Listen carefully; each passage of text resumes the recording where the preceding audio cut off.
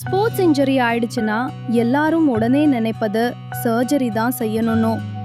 ஆனா உண்மை என்ன தெரியுமா? எல்லா இன்ஜரிஸ்க்கும் சர்ஜரி தேவையில்லை.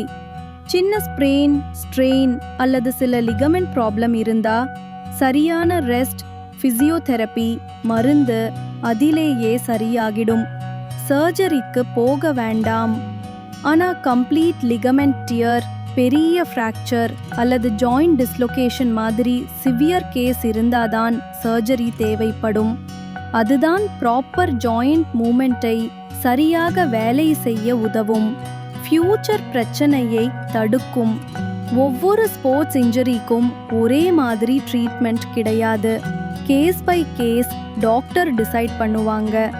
அதனால ஸ்போர்ட்ஸ் இன்ஜரி அப்படின்னா லைட்டா எடுக்காதீங்க. சரியான டயக்னோசிஸ் செய்து சரியான ட்ரீட்மெண்ட் எடுத்தீங்கன்னா ரிக்கவரி சீக்கிரமா வரும். மேலும் ஹெல்த் டிப்ஸுக்கு ஃபாலோ பண்ணுங்க, சப்ஸ்கிரைப் பண்ணுங்க எங்களோட சேனலை.